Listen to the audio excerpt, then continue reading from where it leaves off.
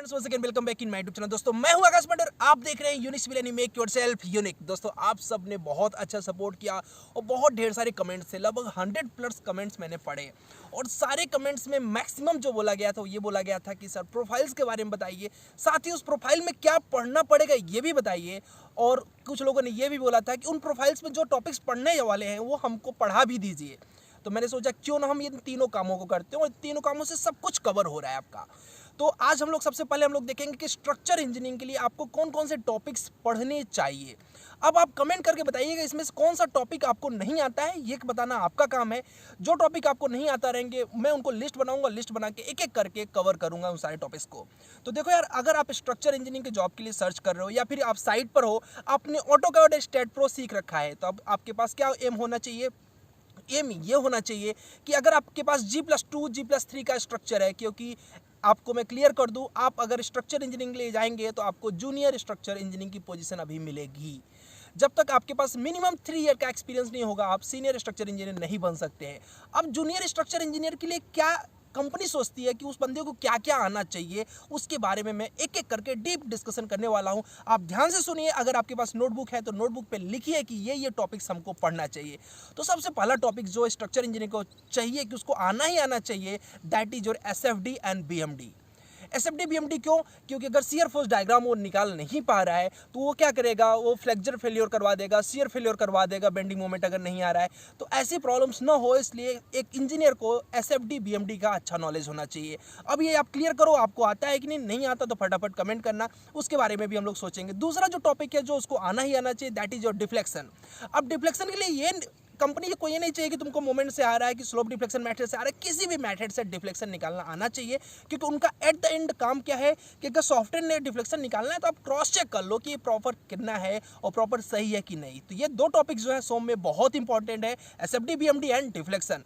अब मैं बात करता हूँ RCC में। RCC में उसको क्या चाहिए, आप एक चीज़ क्लियर कर लेना, आप RCC में जा रहे हो या फिर स्टील में जा रहे हो। स्टील में जा रहे हो तो डिफरेंट अलग टॉपिक्स है, और अगर आप RCC में जा रहे हो तो इसमें अलग अलग टॉपिक्स है। चलिए पहले मैं RCC में बताता हूँ। RCC में सबसे पहले आपको मैनुअल डिजाइनिंग एज सच की कम से कम एक टाइप्स के बीम, कॉलम, फुटिंग, स्लैब्स की डिज़ाइन आनी चाहिए और फुटिंग की डिज़ाइन आनी चाहिए। फुटिंग में आइसोलेटेड फुटिंग का अगर आप पढ़ के जाते हो तो ज़्यादा बेहतरीन होता है। आइसोलेटेड फुटिंग्स, बीम, अब बीम में आप सिंगली बीम भी कर सकते हो, डबली भी कर सकते हो। डबली ज़रूर करना क्योंकि डबली ज़्यादा यूज़ में आ रहा है। और साथ ही साथ उसके बाद स्लैब में 1 वे 2 वे फ्लैट स्लैब से क्या होते हैं इनकी मैनुअल डिज़ाइनिंग्स, तो इनका बेसिक से लेके डिज़ाइनिंग तक कंप्लीट कर जाओ। इसके बाद जब ये आपका क्लियर हो जाए तो अब आप RCC में आपको क्या आना चाहिए, आपको RCC में आना चाहिए कि हम RCC का जो हमने स्लैब को डिज़ाइन किया है उसका BBS किस तरीके से निकालेंगे, यानी बार बेंडिंग शेड्यूल किस तरीके से निकालेंगे।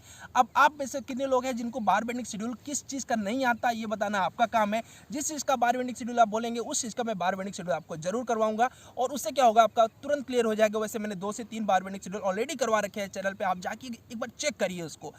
अब अगर आपको बार बेंडिंग शेड्यूल आता है तो अब आपको विंड एनालिसिस के बारे में आता है क्या? विंड एनालिसिस के लिए आपको IS कोड पढ़ना पड़ेगा। कौन सा? IS 875 जिसका क्लियर होगा वो क्या करेगा, विंड एनालिसिस अच्छी तरीके से कर लेगा।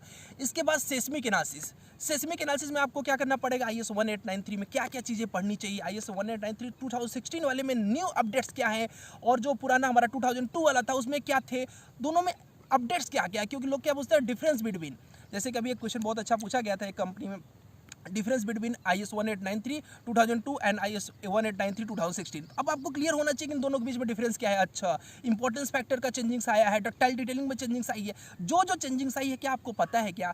अगर नहीं पता है तो कमेंट करिए कि सर मुझे ये टॉपिक्स नहीं पता है, प्लीज़ आप मुझे गाइड करिए, डेफिनेटली हम उस पर भी वीडियोस तैयार करेंगे। देखो यार, सब कुछ आपके कमेंट्स पर डिपेंड करता है, क्योंकि ये भी जो ट्यूटोरियल बन रहा है ये आपके कमेंट के थ्रू बन रहा है। अब इसके बाद अगर आपको IS कोड के बारे में सब पता चल गया, मतलब कि आपके पास IS 875 के part 1 dead load, part 2 live load, part 3 wind load, part 4 snow load, part 5 load combination, इसके बारे में अगर डीप नॉलेज है, और साथ ही साथ IS 456 और IS 1893 इसके बारे में है, और G+2 का मैनुअल डिजाइन करके जा रहे हैं आप, बिलीव करिए SFD BMD और ये मैनुअल डिजाइन आपका क्लियर है तो आपकी job as a junior structure कोई भी नहीं रोक सकता। अगर आप RCC के फॉर्म में जा रहे हैं, अब जो मेरा नेक्स्ट वीडियो आएगा उसमें मैं बताऊंगा कि स्टील में अगर आप जाना चाह रहे हैं तो स्टील में कौन कौन से टॉपिक्स पढ़ने चाहिए, तो वो वीडियो आने वाला है जल्दी, तो नेक्स्ट पार्ट देखिएगा आप इसके लिए। और इस वीडियो में जो मैंने टॉपिक्स बताए, इन टॉपिक्स में से कौन सा टॉपिक आपका नहीं क्लियर है वो मुझे बताइएगा, तो डेफिनेटली मैं उन टॉपिक्स पे भी वीडियो बनाऊंगा। और साथ ही साथ अभी और इसकी सीरीज और बाकी है, क्योंकि इसमें और भी बहुत से टॉपिक्स हैं जो हमको पढ़ने चाहिए। लेकिन इस वीडियो में इतना ही, मिलते हैं उससे नेक्स्ट वीडियो में। इस वीडियो को यहीं पे खत्म करते हैं। जय हिंद, जय भारत।